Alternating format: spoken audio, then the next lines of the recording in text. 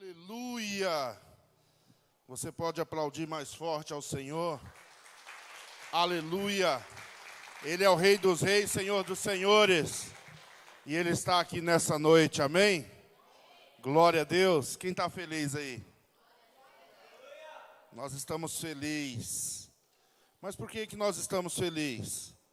Porque o nosso Deus, um dos atributos dEle, é que Ele é soberano. Aleluia! E se Ele é soberano, Ele governa sobre tudo. Então, independente do que esteja acontecendo, não saiu do governo dEle. Aleluia! Então, nós temos motivo para estarmos felizes e confiantes. Porque o nosso Deus está no controle de todas as coisas. E quem é o homem para frustrar os planos dEle? Esse louvor que acabamos de ouvir, esse louvor ele já é uma ministração de oferta em si. É a maior ministração de oferta quando nós colocarmos essas palavras que foram aqui cantadas em prática. E hoje nós vamos falar de alguém que teve essa coragem. Convido você a abrir a tua Bíblia lá em 1 Reis.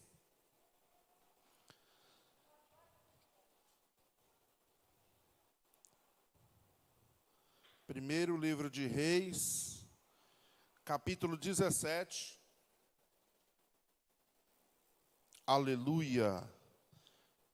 Versículo 8 a seguir.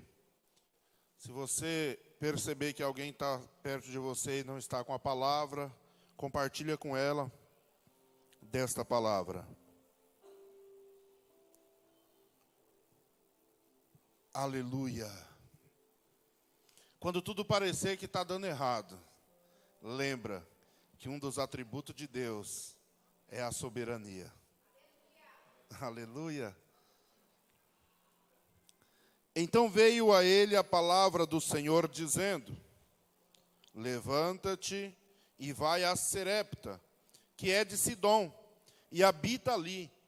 Eis que eu ordenei ali a uma mulher viúva que te sustente. Então ele se levantou e se foi a Sarepta. E chegando à porta da cidade, eis que estava ali uma mulher viúva, apanhando lenha. E ele a chamou e lhe disse: traze-me, peço-te, numa vasilha um pouco de água que beba. E indo ela buscá-la, ele a chamou e lhe disse: traze-me agora também um bocado de pão na tua mão.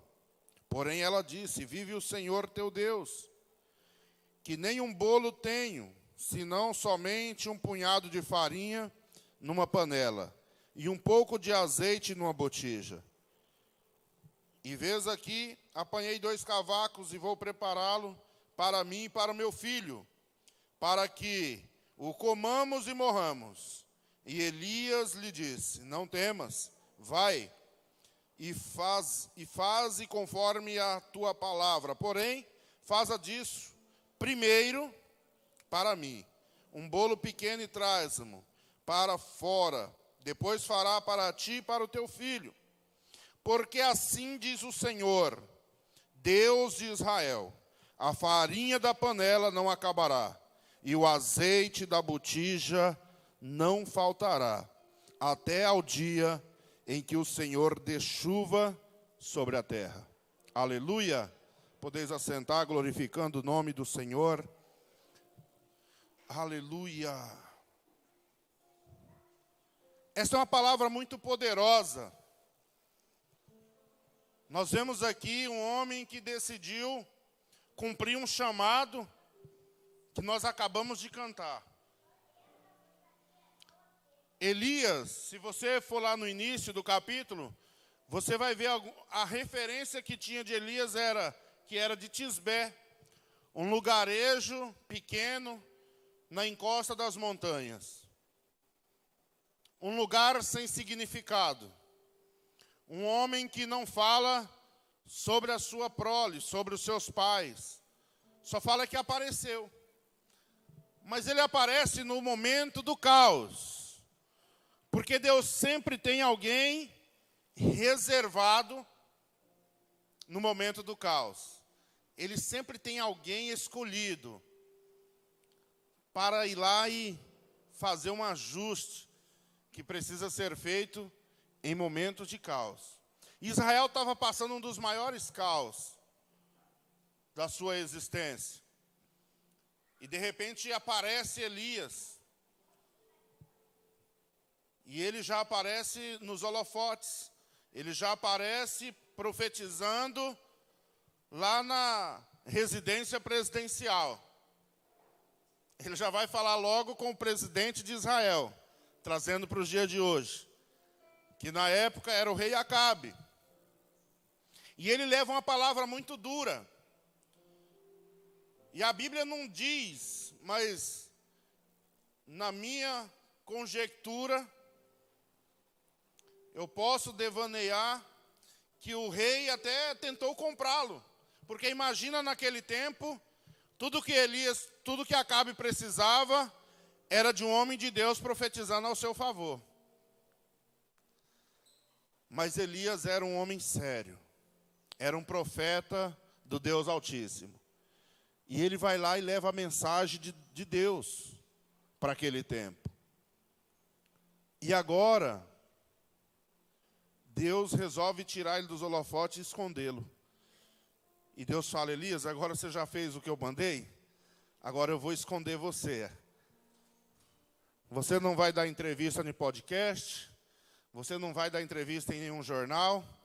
Agora eu vou te esconder lá no ribeiro. Porque lá eu já ordenei os corvos que vá te sustentar lá. E Deus envia ele para um lugar distante que ninguém sabia onde era. Só mesmo o Deus Todo-Poderoso. Só que, ao passar do tempo, o corvo estava trazendo pão, trazendo carne para Elias. E eu fico imaginando esses corvos, quando ele fez a primeira viagem para trazer suprimento para Elias, o que eles acharam ali junto com Elias? Água. Nós estamos falando que esse povo estava passando o momento de maior sequidão. Então, até os corvos que foi servir, foi servido. E agora Elias está vendo o rio secando. E eu posso imaginar ele pensando: e agora, o que vai ser de mim nesse lugar? E de repente a voz do Senhor vem e fala com ele de novo: Elias, vai lá para aquela cidade, porque lá eu já tenho uma mulher que vai te sustentar. Eu já ordenei ela para te sustentar. E agora esse profeta, mais uma vez, ele obedece à voz do Senhor. Entenda, quando nós falamos que o nosso chamado é maior do que a nossa própria vida, Senhor, eis-me aqui, envia-me a mim, nós precisamos estar dispostos a obedecer um comando celestial, porque senão nós vamos perecer. Porque quando nós obedecemos um comando, toda vez que Deus manda você ir, antes de Ele mandar você ir, Ele já providenciou alguém para te sustentar. Só que não é só isso.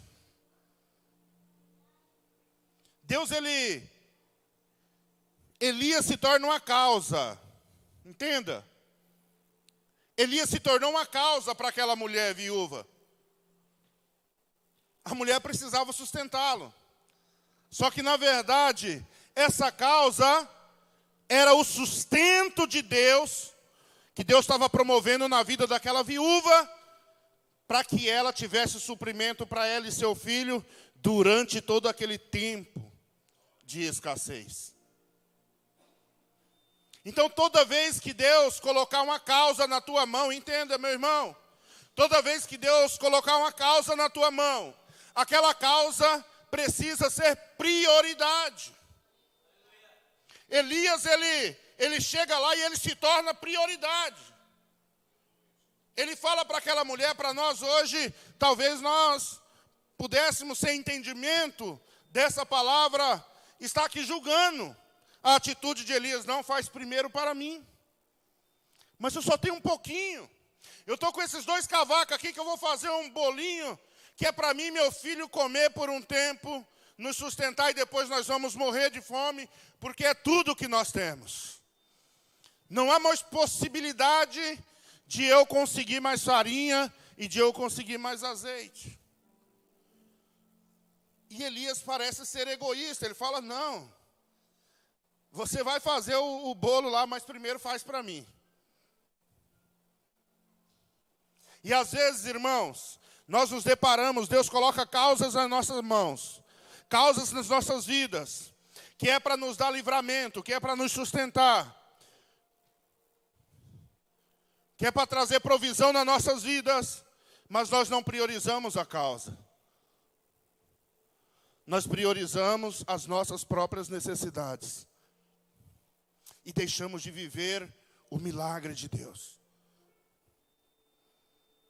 Quantas vezes, vou falar de mim, quantas vezes eu assalariado e não tinha sabedoria e entendimento, o pastor Márcio sempre fala aqui, às vezes gastava mais do que o que ganhava, e aí quando recebia, rapaz, mas se eu tirar o dízimo e tirar a oferta, vai faltar para pagar tal conta. Olha onde estavam as prioridades. As prioridades estavam nas minhas próprias necessidades. E o que acontece quando nós colocamos a prioridade na necessidade? Entenda, se a necessidade é uma prioridade, então eu vou viver sempre na necessidade. A necessidade não pode ser a prioridade. A prioridade é a causa, é o reino, é aquilo que Deus tem colocado. Eu vejo aquele terreno aonde vai ser construído um grande altar de testemunho para o nosso Deus, aleluia. Eu vejo aquele terreno como uma causa, para dar escape para cada um de nós que entendeu o processo, para passar por esse tempo difícil. Você percebe que tivemos muitos outros momentos da economia pujante, tudo favorável e não aconteceu. Deus deixou para entregar esse terreno em nossas mãos, aos olhos humanos e naturais, em um dos piores momentos da história, não do Brasil, do planeta Terra. Tempo de pandemia, tempo de escassez, tempo de guerra. E Deus coloca uma causa em nossas mãos. É um grande desafio? Sim. E eu vejo essa causa como um escape para cada um de nós que entenderam esse processo, assim como aquela mulher entendeu que Elias era uma causa que precisava estar no primeiro plano. Precisava ser prioridade. E ela foi lá, sem temor, e ela priorizou o profeta. A partir do momento que ela prioriza o profeta, agora o profeta ele tem uma palavra de Deus para a vida dela. Quando ele pega a água e ele pega o bolo, ele fala agora, assim diz o Senhor, a farinha da panela não vai acabar. Assim também como o azeite da botija, até o dia que o Senhor fazer chover sobre a terra. Olha que maravilha! Deus estava falando para aquela mulher, olha, você priorizou a minha causa, agora você é prioridade para mim. Entenda, meu irmão, se você priorizar o reino de Deus, você se torna prioridade para Ele. A matemática de Deus não tem nada a ver com a matemática humana, com a matemática que nós aprendemos na escola. Que é quanto mais eu guardo, mais eu tenho. Não. No reino é diferente. E nessa noite, Deus quer habilitar a tua vida para viver o milagre que aquela viúva viveu. Aleluia. Assim como Deus escolheu aquela viúva, Deus escolheu cada um de nós que estamos aqui para passar por esse tempo. Mas nós vamos passar com uma certeza, que Deus é a nossa providência. Que Deus é o nosso sustento. E que não vai faltar coisas grandes ou pequenas, porque Ele está no controle das nossas vidas. Aleluia! Porque é assim que Deus faz, irmãos. O que Ele fez com aquela mulher, Ele quer fazer comigo e com você. Ele já nos escolheu.